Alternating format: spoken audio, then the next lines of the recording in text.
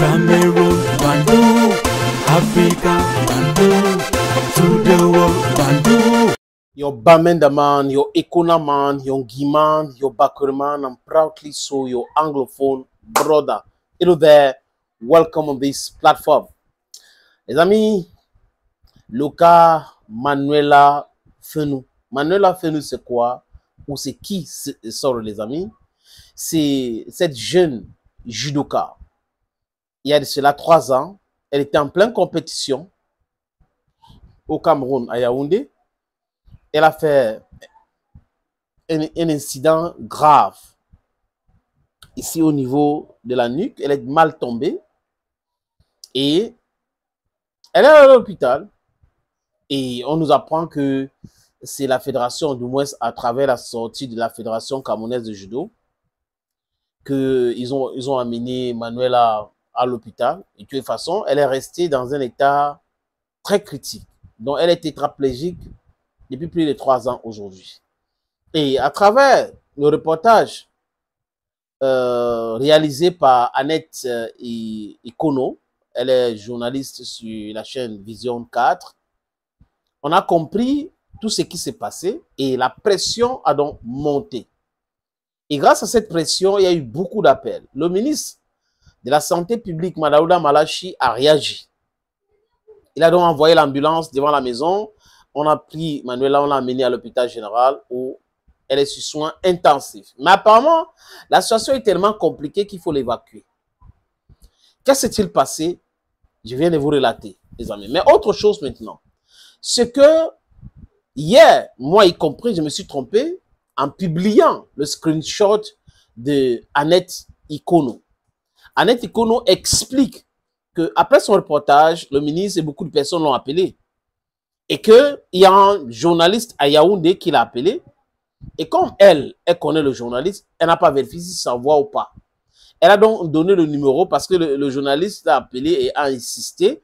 Et a dit que le président de la fédération voulait entrer en contact avec la famille de Manuela Fenou. Et là, elle a donné le numéro de la maman. Et il y a quelques temps après, Samuel Eto'o, entre guillemets, a appelé ses mamans. Appel WhatsApp vidéo. Il a parlé à la maman, il a parlé à Manuela et il a dit que on va l'évacuer et qu'un médecin va l'appeler. Un médecin appelle donc la maman. Quelques temps après, Manuela se rend compte que ça peut être du fake. Elle annonce donc à la maman que je coupe parce que vous aurez l'extrait de Manuela dans un live avec Jean Crépin Nyamsi qui s'est trompé aussi concernant ce sujet. Elle a dit à la maman que tu es sûr, ça peut être que c'est la NAC.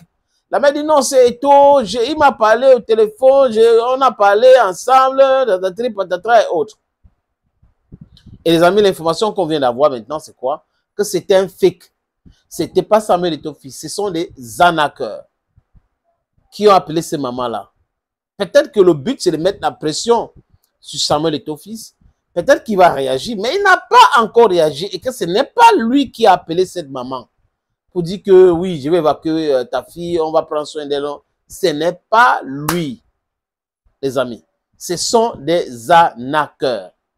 Je vous suggère maintenant, les amis, d'écouter cet audio de Jean Crépin Nyamsi et cette dame, Manuela Fenou, à ce sujet. Ils essayent d'expliquer, elle explique aussi comment est-ce qu'elle est tombée dans ce piège. Parce que quand la maman l'a annoncé, elle a dit, oh, c'est une information qu'il faut publier, il faut informer le public. Elle a donc informé le public, alors qu'en réalité, c'était juste des manipulateurs. Ah, d'accord, bonjour.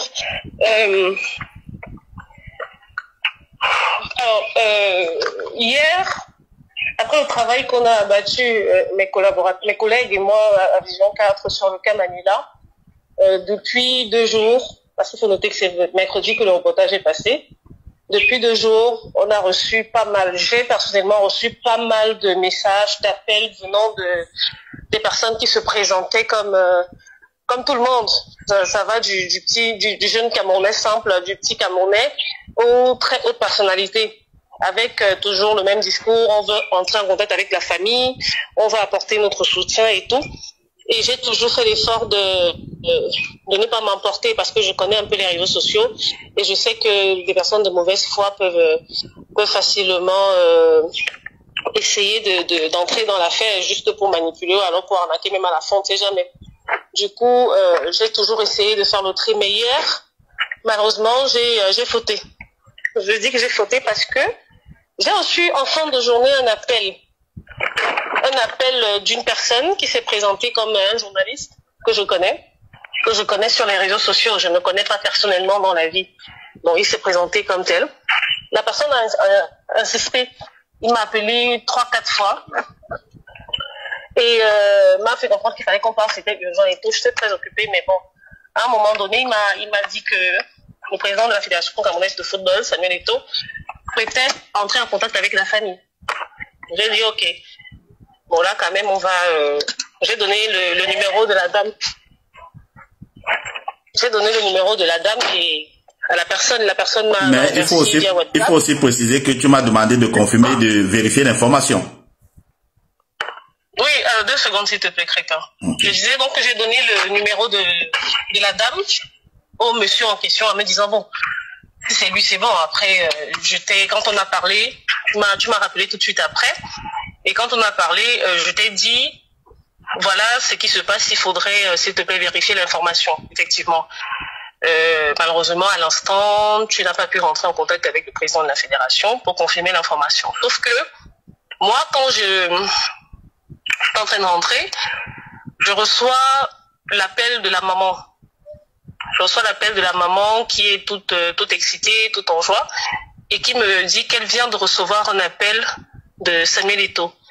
Elle vient de recevoir un appel de Samuel Eto'o. Je lui dis, alors, c'était quel genre d'appel? Parce que moi, je me méfie encore un peu. Elle me dit non, c'était un appel vidéo. Un appel vidéo dans lequel le président de la Fédération camerounaise de football s'est présenté et a échangé avec la petite Manuela et elle-même. Donc, l'appel vidéo semblait pour moi être assez crédible. Assez crédible, voilà.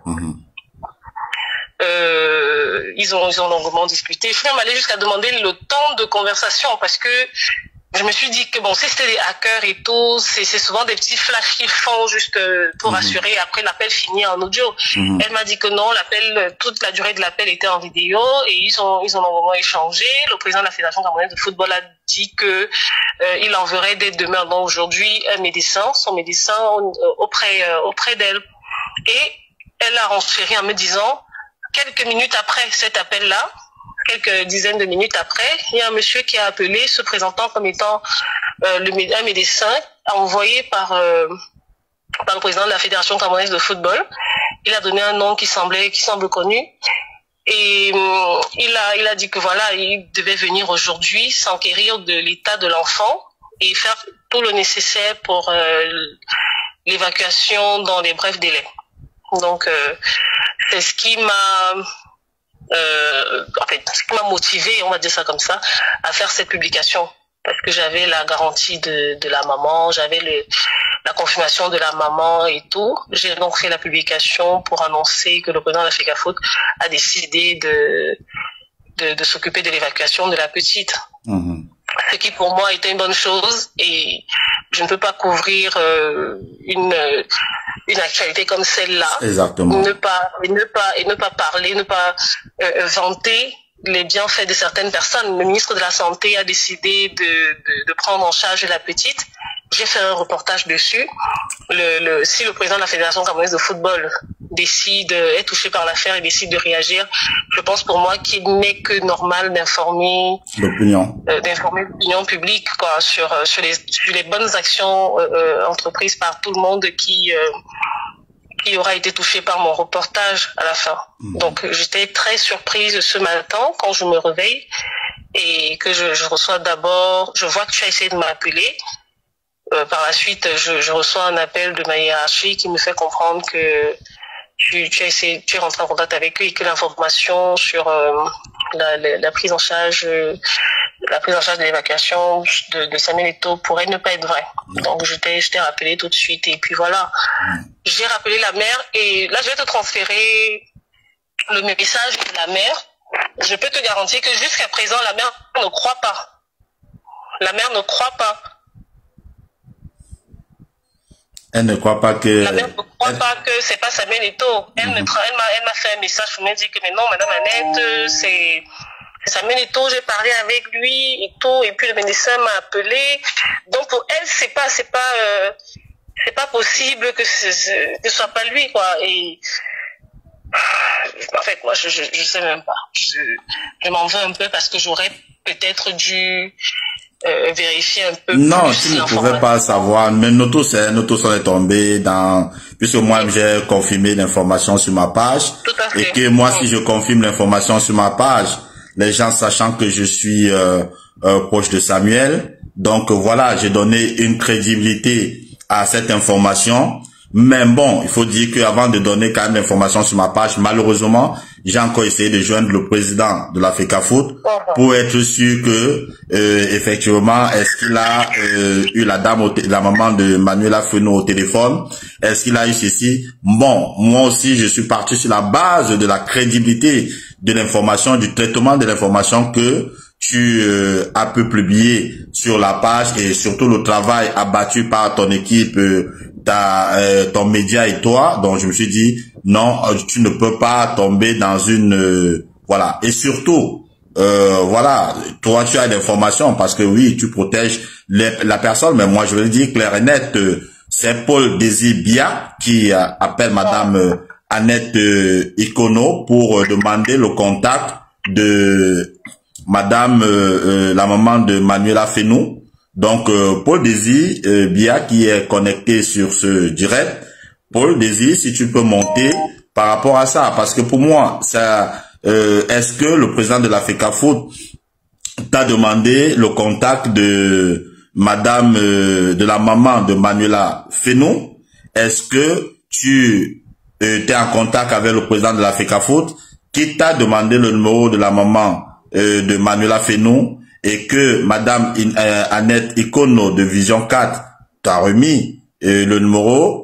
Parce que bon, la maman de Manuela Fenou jusqu'à présent, comme la journaliste de Vision 4, Madame Annette Ikono vient de le dire, la maman même n'arrive pas. Pour elle là, tu vas tout faire sur sa tête là, dans sa tête là, ça ne passe pas. Pour elle, elle est confiante que c'était le président de la FECAFOOT qui a appelé.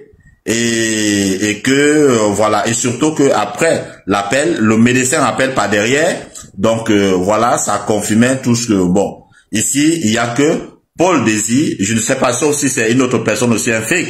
Alors justement, Crétin, il faudrait vérifier, je voulais pas donner son nom parce que ça pourrait également être des personnes qui se sont servies de son identité. C'est ce que je dis, soit c'est un fake aussi.